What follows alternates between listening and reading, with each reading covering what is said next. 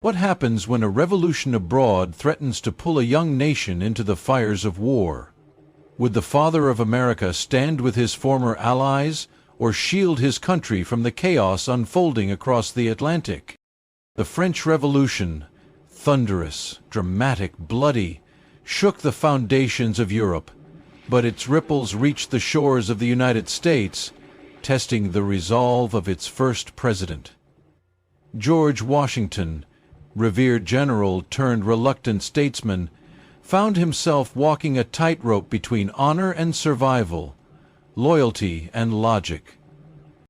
In this episode, we explore how the French Revolution shaped Washington's foreign policy, redefined American diplomacy, and forced a fledgling republic to choose between principle and pragmatism.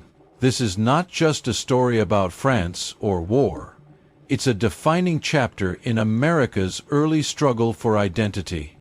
In 1789, the Bastille fell in Paris. Across the ocean, Americans cheered. It was easy to see the French Revolution as an echo of their own struggle for liberty. After all, France had helped the United States win independence, sending troops, ships, and gold. Now, it seemed the French people were following in the same footsteps, throwing off tyranny in the name of liberty, equality. George Washington, leading a fragile new government under the still young Constitution, watched the events with cautious optimism. He admired the spirit of freedom, but he also sensed danger in the winds of radical change. The American Revolution had been a rebellion against a distant empire. The French Revolution, by contrast, was a civil war, tearing apart centuries of monarchy, class privilege, and religious power. The cries for freedom quickly turned into screams of terror. Guillotines, blood in the streets, and political purges replaced the dreams of a stable republic.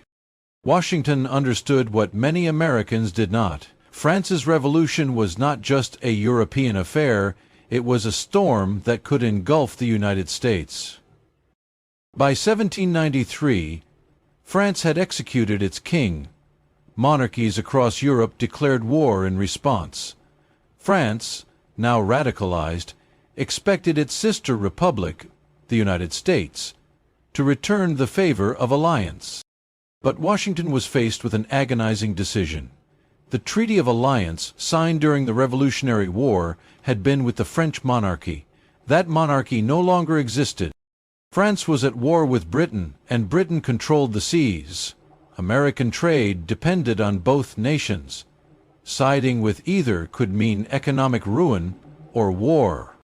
To complicate matters, the United States was divided from within. The Federalists, led by Alexander Hamilton, saw the chaos in France as a warning against the dangers of mob rule.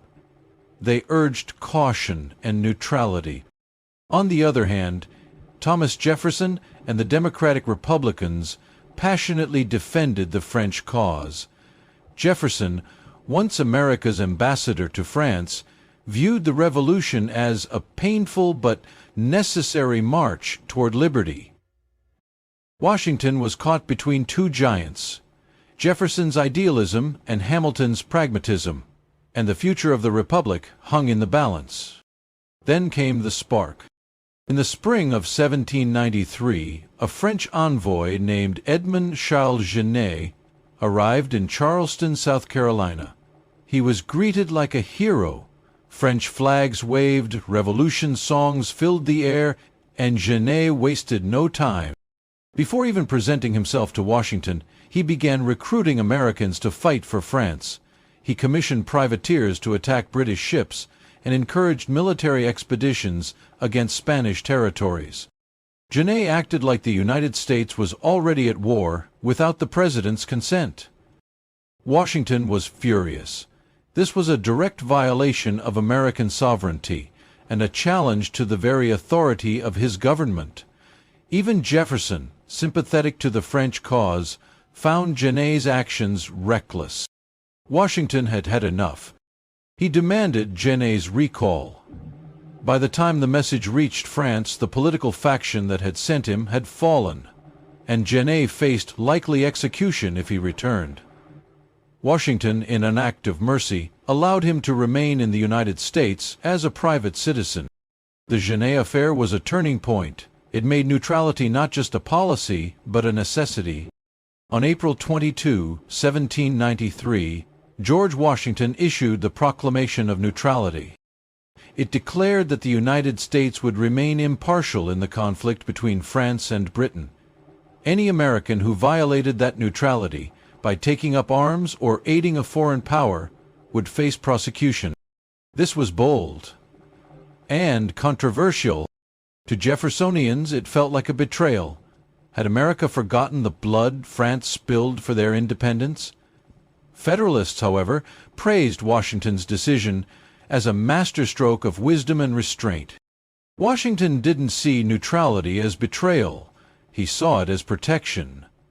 The U.S. military was small, its government still fragile. War could shatter everything they had just built. Neutrality, Washington believed, would give the Republic time to grow, to mature, before taking its place on the world stage. But at home, the revolution in France was tearing open American fault lines. Newspapers turned into battlegrounds. Republican-humming editors called Washington's neutrality a sellout to British interests. Federalist writers painted the French Revolution as a descent into savagery. The ideological divide between Jefferson's Republicans and Hamilton's Federalists hardened into the first American political parties.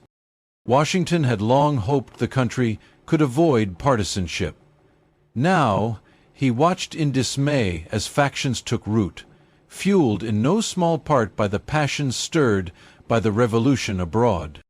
The very principles of liberty and governance were being redefined through the lens of France's chaos and America's choice to stay out of it. In 1796, George Washington announced he would not seek a third term. But he didn't go quietly. In his farewell address, he issued two profound warnings. Warnings forged in the fires of the French Revolution. First, he cautioned against the rise of political factions, warning they would divide the nation and open it to foreign manipulation. Second, and perhaps most famously, he warned against permanent alliances. He urged future generations to avoid becoming entangled in the affairs of Europe, to prioritize American interests above all. Neutrality wasn't cowardice. It was a declaration of independence on the world stage. Washington's decision to remain neutral set the foundation for American foreign policy for more than a century. His stance allowed the United States to trade freely, grow economically, and avoid wars that might have shattered the Republic in its infancy. Even as the world was on fire, Washington chose peace, not out of fear, but out of wisdom. The French Revolution, for all its inspiration and horror, tested the soul of the American experiment, and through George Washington's steady hand, that experiment survived. The revolution in France raised a timeless question: should a nation stand by its principles, even when doing so risks its survival? Washington answered that question not with speeches or ideals, but with measured action. He chose stability over sentiment, independence over impulse. So, here's the question for us today. In a world still full of revolutions, chaos, and shifting alliances, how do we balance our values with our interests?